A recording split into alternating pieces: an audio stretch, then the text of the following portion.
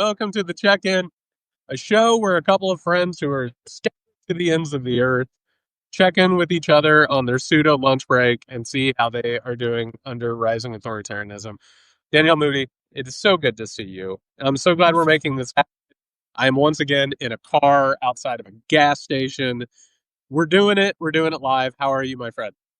I am good. I am really good. I am, like you said, scattered. We're scattered across the earth. And I got to tell you, I've been doing my best to not take a look at the news, but I will tell you that I was out, I came back in, go on my computer for Jared, 10 minutes, shooting like removal of articles from the Constitution. There was like tourism is down, Trump is raising tariffs. Like it it feels like an emotional machine gun. When you try and take a break and then you come back, it's like you're just inundated. And I'm starting to just see so clearly when you take a bit of a break how batshit crazy it is for us to have to live under this type of emotional assault on a regular basis. How are I you? I completely agree. So I'm out in the middle of nowhere. I have almost zero access to anything. Like for me, it's actually like a track to get even like a phone signal at this point. And so for me, I've been sort of we've talked in past episodes about dipping out, and sort of taking care of ourselves. I've been in nature, which has been really, really good for me, and isolating, which I'm going to talk about in a little bit because I think there's a little bit to get into about what we're discussing here. Finding out what has been happening while I've been taking care of myself, stepping out of that stream, stepping back in feels fucking insane. Like Yeah. literally, it was like, I haven't been able to like catch up completely, but it was like I was able to like go and get a phone signal, and I did like the Muckrake podcast with my co-host Nick Hauselman, and he just presented everything to me that had happened, and like I'm reacting to it, but also at the same time I'm like, we're talking about crazy fucking shit right now, and now like to come into it, it really feels like what you and I are experiencing in terms of like taking care of ourselves and nourishing and replenishing ourselves. You really do come to realize, holy shit, we should not be living like that. Yes. Yes. And doing it, you just come in and you're like, no, I reject this. I don't want anything to do with this. I don't want the world to work like this. And it is staggering, actually. It really truly is. It's something. It's like, again, we always on this show equate it to abuse. It's like if the only thing that you know is an abusive relationship, you know that you have to walk on eggshells, you know that you have to keep your head down, you know that you have to, speak at a certain level as not to antagonize somebody. You have to create smallness for yourself in order to almost be invisible, right? That's what this is, because it is this like, well, if I just, if I just keep it, when you stay in it, you don't realize that that's not how you're supposed to exist, that that's not normal behavior. It's not normal to come home and walk on eggshells and shrink yourself and invisibilize yourself so that you don't upset the apple cart and then get whatever repercussions there are, right? And when you are away from it and you can actually see, right? Like you can see what is happening in your senses. Because what's happening for me is that my nervous system is at a place of rest right now, at a place of ease. And I realize how triggered I have been, how tight I have been just existing. But it's just like, well, everybody is feeling this way, so it's normal. It absolutely is not. And everyone in the world is not experiencing this. Everyone, every place is not like this. It's not, there is no perfect place to be, right? But what you recognize when you take just a little bit of a break, whether it's in nature, whether it's out of the country, whether it's just shutting down social media, you're like, oh, no, this is actually batshit crazy. And they keep trying to tell us that this is like normal behavior. They keep sane washing Donald Trump. They keep trying to tell us like, oh no, all other presidents do this as well. Like this is no, didn't feel like this under Bush, didn't feel like this under the Clintons, not under Obama. No, didn't feel like this under Biden. This is not normal. It's absolutely not. It's like getting caught in like a toe, like an undertow. And one of the things, and this sucks, but like as a person who grew up in like an abusive background, one of the things that you find about abuse is it's not just about the abuse, it's also about the control of movement, like not being able to go places, not being able to do things, and that is a desperate attempt to keep it isolated, right? And because when you do go out and you do have an opportunity to do something or experience life outside of that, it becomes very obvious very quickly, right? That's where it starts growing that sort of awareness. And you brought up what happened like during the Bush administration. We got a glimpse of this. We knew that those motherfuckers were lying to us. We knew it, Mhm. right? Yeah. Yeah. And then on top of it, we were gaslit by a media that was complicit in it, and along with the capitalist sort of line of, going to war for resources. But it's this new environment. Like, I got a signal and I was like, well, I guess I should probably check what's happening out in the world. And what did I see?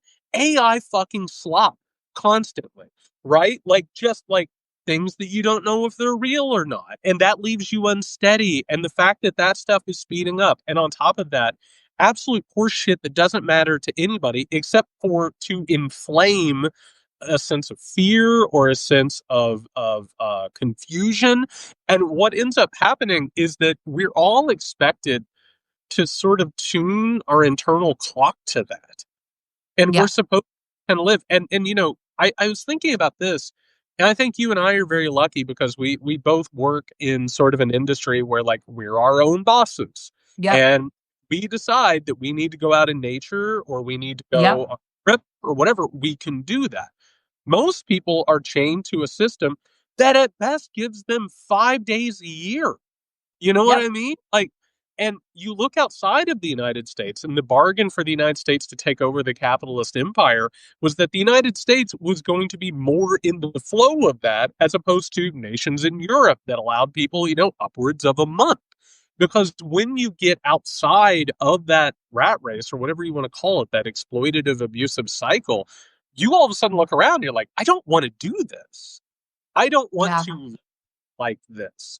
And so being able to turn this off, first of all, is a privilege. I don't at all want to say that it isn't. But being able to turn it off, I think allows a person to reset themselves. And you come back to it and you look at it and you're like, oh my God, like this is so insane that anybody thinks that this is like normal in any way, shape, or form. And that's what I really like. I want people to understand is that we don't have to live like this. This Oh, is not normal. And do not allow yourself to make to believe that like one that the irritation, the agitation, the depression, the anxiety that you are feeling like is somehow like you're an anomaly. It's not normal to live under these type of conditions, to live under this level of stress on a regular basis. And so it isn't about, and we talk about this often, you and I, it isn't about just denying what is happening, but it is really trying to figure out a better way to live and exist. And I feel like that's the opportunity that we're being given right now, which is that even under Biden, right? The way that America functions, the way that capitalism functions is not normal. It is about grinding you out. It is about what you can produce. It is about gimme, gimme, gimme, extract, extract, extract. And nothing is to fill you except what you can purchase, right? Nothing is about filling you except for what you can buy to satiate the hole that you have, that capitalism actually continues to grind out of you. And so I think that it's important to take these breaks, whether it be weekly, daily, what have you, to pull yourself out of being in the mud and say, wait a minute. Like, wait a minute. Like, we're starting to think that this type of Donald Trump walking around on the roof of the White House is somehow some normal shit. And that's not some bat shit like emperor has no clothes, dementia, like, take me to the roof. And they're like, okay, boss. And you're like, what are you talking about? It's madness. It's madness, and they're pulling us into their madness. And that's how it becomes like the way instead of being challenged. And the only way that we're able to challenge it is to pull ourselves out, to recognize that what we're experiencing is not normal and shouldn't be normalized. I completely agree. And there's a couple of things that I've been thinking about a lot over the past couple of days in like isolation. And I've been studying that I feel like there's something that I've come to understand that like, and you know how it is, you're a writer. You eventually have to figure out how to vocalize it and how to express it. And a few things from here that are sort of jingling around in my head. First things first, I think we do ourselves a disservice by thinking that most people want to know what's happening, that most people want an understanding of why things occur. And I've been studying like mass movements and particularly like cults of power. And it goes back to something that you and I have touched on a few times, which is I think a lot of people are much more comfortable not knowing. They're a lot more comfortable just sort of having the freedom of unfreedom to not like the idea of a president going up on top of the White House and dancing or not. It might be AI. We don't even know. Doesn't even matter what he says versus what he does versus what he says. A lot of people love to live in confusion. They love to live in a situation in which the world doesn't make a lot of sense. It allows them to sort of give themselves into it, right? And while Mhm. who spend our time like trying to understand and trying to gain like a rational logical sort of understanding, who are working on ourselves, who are trying to make our lives and other people's lives better, like it is the polar opposite of those things, which is why we have to figure out how to take care of ourselves while we live in this, Yeah. because this is way before us, and it's been picking up speed over and over. And the other aspect of that, and this is something that's weighing on me a lot. Like, I'm out in the middle of nowhere. I'm isolated. I'm not in my usual sort of spaces. I think in the past, my instinct was to completely isolate myself and shut myself down. You know what I mean? Mhm. I think you and I and a lot of people who watch this and who are drawn to understanding these things, a lot of us have been lonely our entire lives. Like, Mm. even around crowds, even around family, all those types of things. But that in and of itself, I think, has kept me and it's kept others from being able to start opening our hearts to not just connections, but also towards larger community and movement building. And I Yeah. think that we have to look at, because right now the incentive, based on all of this bullshit that's trying to get us lost in this undertow, is to make us feel like the only thing that we can do is isolate and keep Yes. ourselves and doing the work that you and I keep talking about, which is regulating and nourishing. But there has to be some awareness that that's not it. Like, we have to take care of ourselves, but we also have to grow something beyond ourselves. Because I think, that's the whole point of making you terrified of everyone around you. Right? Ex- That's the entire point of telling you that, the undocumented worker or the immigrant that's packing your groceries or like, watering your lawn or whatever it is that they're doing, that like that person is like secretly in a gang and they're coming to kill you and take your children and do all of these things. And so the whole way that I continue to say to respond to that constant drone of fear is connection, because you can't be afraid of people that you get to know, right? If I don't know the neighbor that is down the street, if I don't know the person that lives above me or below me, if I don't know the person that is across the street, then you can tell me whatever lie you want to about that person. You can concoct whatever stream of stereotypes that you want to, and I'll believe you. Why? Because I'm afraid to go out of my own front door. Because now you've also, let's be reminded, you've made this entire place unsafe for me Yeah. to want to go out of my front door. Because what did I just say? I'm like, I went on to the news for a few minutes and there's like a mass shooting in Georgia. There's a bomb threat in Chicago that just happened with the Democrats out of Texas that fled to stop the gerrymandering. There are all of these acts of violence that are very real, that are happening around us, that make you just want to stay inside and make you want to push everything and everyone else away. And I implore people to recognize that that is part of the strategy, and that if you can create more community, if you can create more connection, that's actually what is going to dissipate the fear that they are strategically creating, existing, wrapping us in. Well, and Danielle, I want to take that to an anecdotal standpoint because what you're talking about is absolutely what's happening. And I think it's important to take like the political thing down to the personal level. I cannot tell you how many people in my life I have known who have had parents that have filled them with fear, constant fear. If they go outside, they might be kidnapped. If they go outside, they might end up in a shooting. They might end up meeting somebody who mistreats them. And why does that happen? Because they want to keep the child close to them, right? It Yeah. instills Oh, yeah. Yep.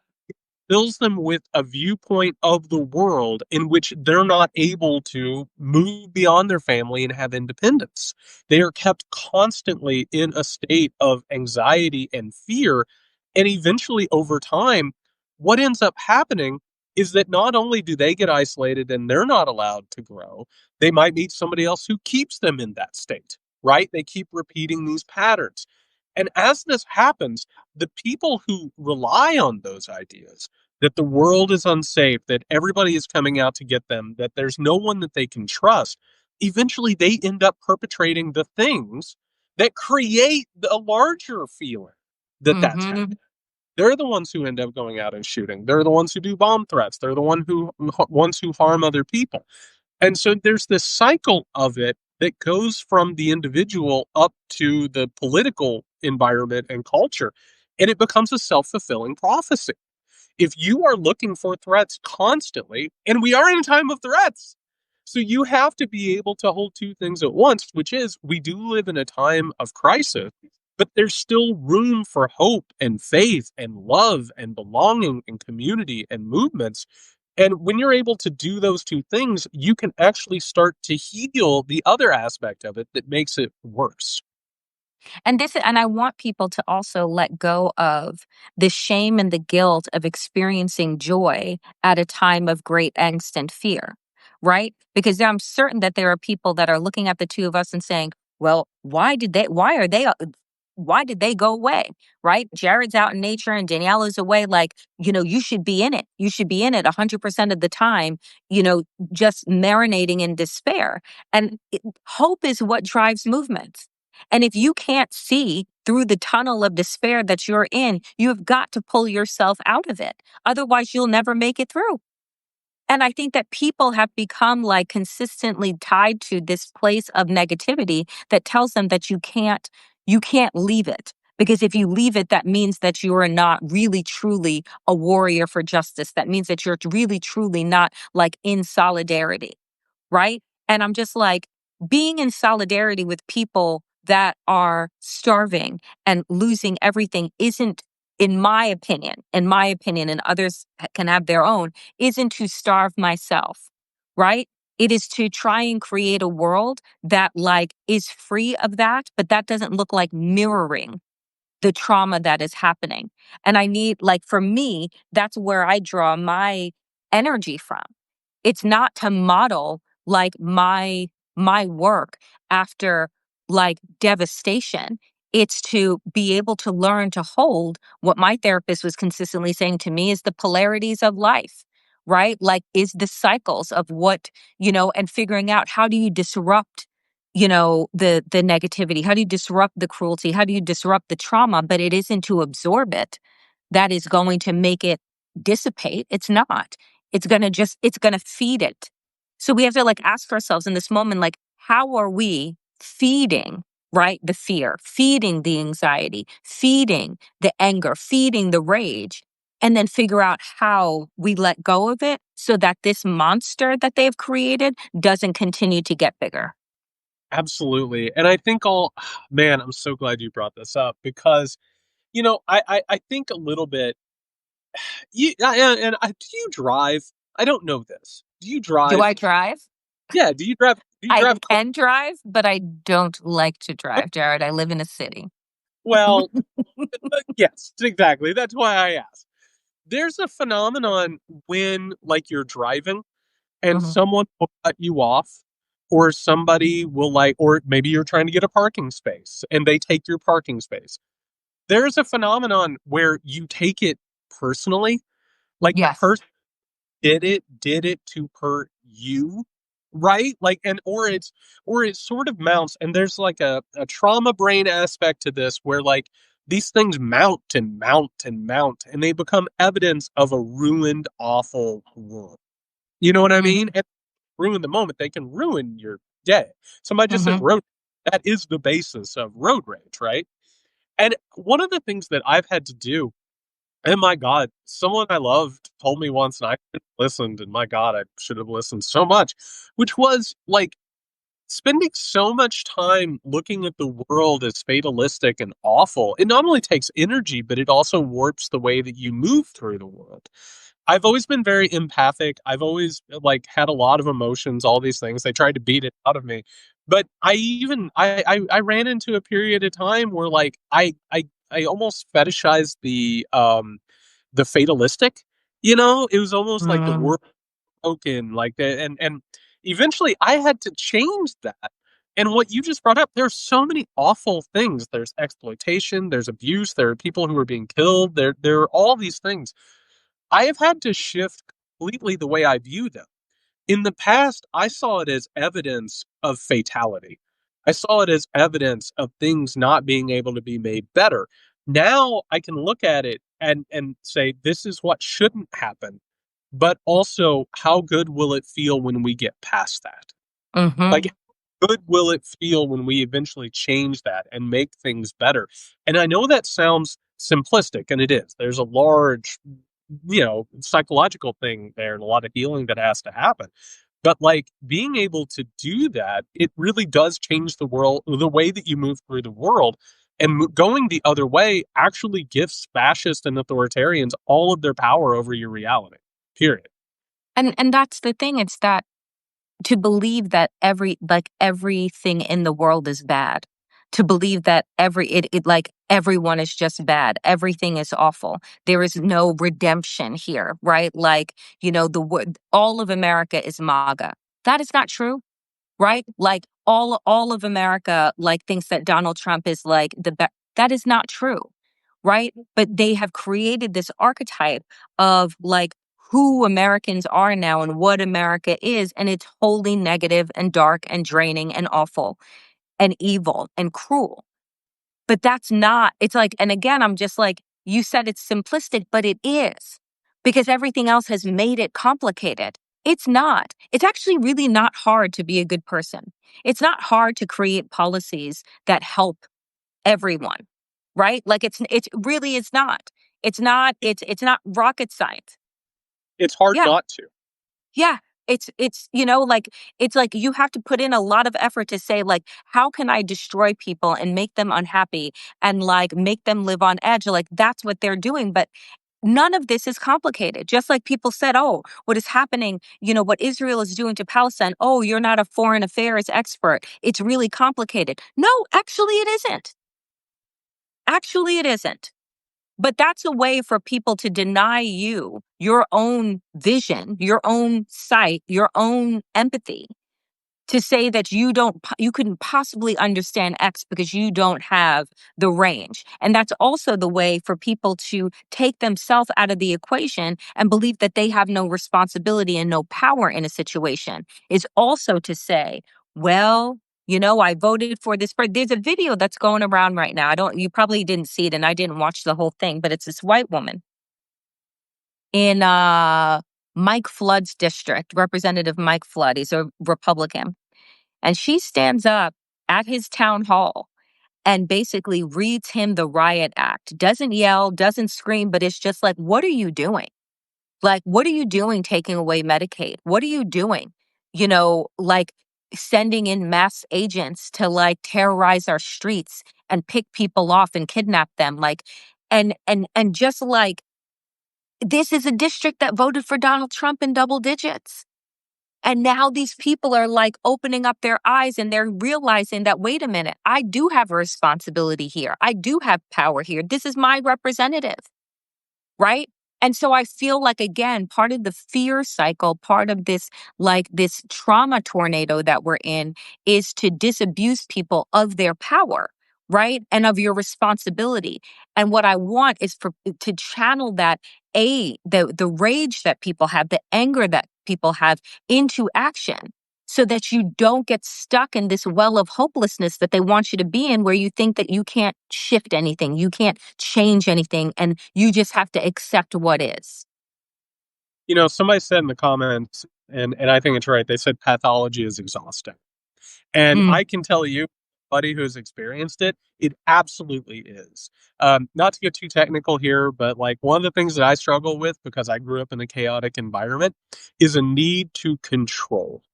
A need to control and manage, right? To do this, to do that. There is a phrase that sticks with me a lot, which is I realized life had become unmanageable. Why? Because trying to do all of that is exhausting.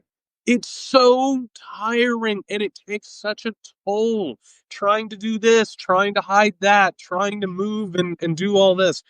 And what we're talking about right now is the point. And people keep asking me, they're like, why is the Epstein thing still around? Why are people still talking about this? Why are even some old Trump supporters starting to ask questions?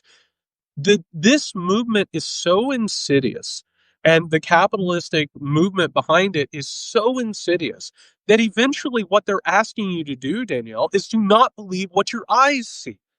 yep. It's to not listen to your heart. That's one of the reasons, one of the most astounding things that I've seen, and I'm sure it feels this way for you, to see the way the opinion has moved on Gaza.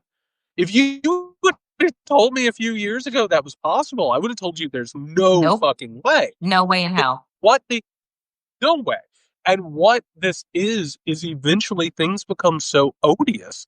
It takes more energy to fool yourself and to hold all those contradictions. And eventually you realize, holy shit, this is unmanageable. And pathology is exhausting. It takes such a toll on us and it leads us down the same roads. We know what the roads are. We've Mm-hmm. seen We've read about them, we've experienced them. Eventually, at some point or another, not only do we talk about how hard it is to heal or whatever, on the other side of that, it's not hard. On the other side of that, that's actually much easier, and it takes such a less toll and so much less energy because you're not trying to make sense of the nonsensical. And that's where we're at within a few months of this administration and years of this experience. People are like, I can't square this anymore. Yep. Like something's wrong, and as a result, that is one of the reasons why that tide is shifting, I think. I think that that's right. And I think that people there is just so much bullshit you can take in. There's only so many stories that you can tell yourself. There's only so many excuses that you can make as to why this person is acting like a madman, as to why he doesn't make sense, as to why, like, the people around him are just, yes men and sycophants and just spineless people, and yet they're telling you that they're alpha men. What I know about alpha men is that they don't have to tell you that they are one. Like, I mean, that's baseline. And so it's just like you're looking at all of this and you're saying, this has all been a charade. And it's sad to say. I know people don't like to say it. You've been played, right? Like you thought that this is the emperor with no clothes on. Right? Like you thought that this was this big, great man that was going to make your life easy and make all of these things better. When everyone was telling you it was a lie, you didn't want to listen to it. And now you're finding yourself running out of excuses, running out of forms and to put yourself in to make this make sense. And now it just doesn't. It just doesn't anymore. And I think that, it's sick. What are we now? 7, 8 months in to this administration, that people they've gotten their fill. And I don't know what that means, Jared. I don't know what that means as we move through the rest of the summer careening towards the end of this year. But you're right now watching in real time, removing pieces of the Constitution as if you think that you can white it out. Like you think that we don't have copies, right? Like you remove it from your website. So that means that the rest of us remove it from their minds. It's like a little kid closing their eyes and saying, now I'm invisible. Like, what the fuck are we doing here? Right? It's insanity.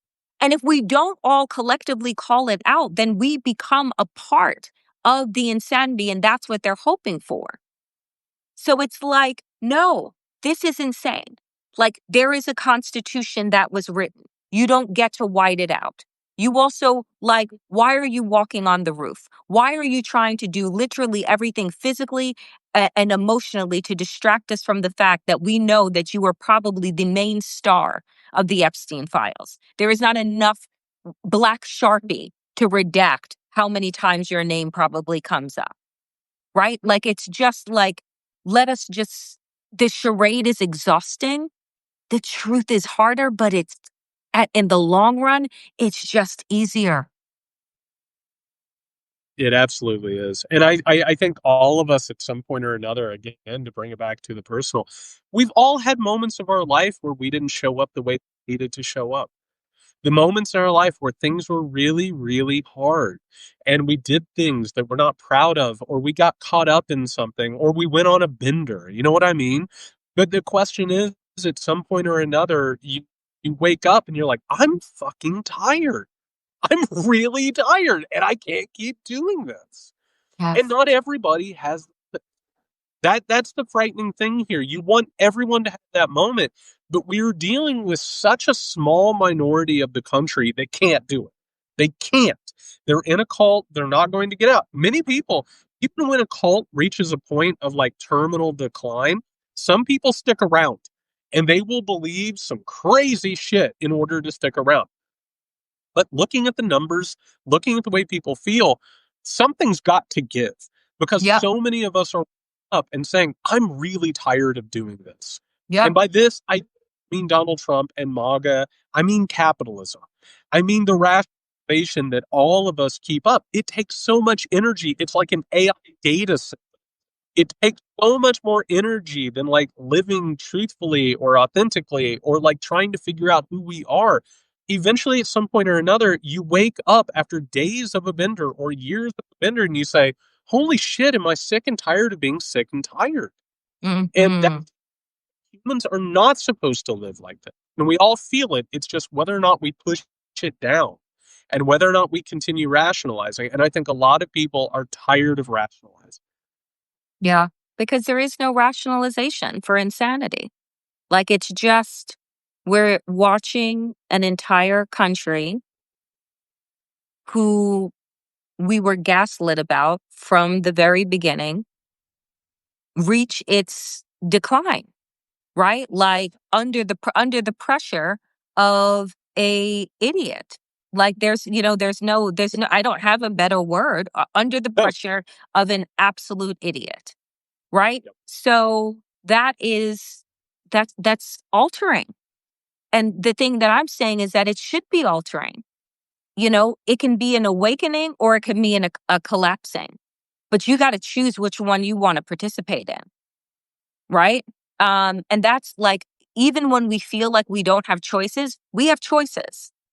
And I'm choosing to see this moment, like to see this great reveal as an awakening, right? What kind of world, what kind of country, what kind of society do we want to live in? What do we want to participate in? What do we want to deem as acceptable, right? Like, we get to decide that. And this man, this moron, right, doesn't get to dictate to us that you have to live like this because he is one person. They are but a few people, We're hundreds of millions. Yep. And to go along with that, the other thing we have to figure out is who we are and what it is that we want and how it is that we want to live. And we have to find the other people who are doing that. And there are more of them every day. Every day. That is the silver lining here, is that things have gotten so odious and so exploitative and so abusive that people every day are waking up and saying, I'm sick and tired of being sick and tired. And that's the hopeful note that we have to hold here. And by the way, before we finish up, Danielle, I just want to say it's good to talk. I am so glad to like come in from the wilderness and like be able to have this conversation.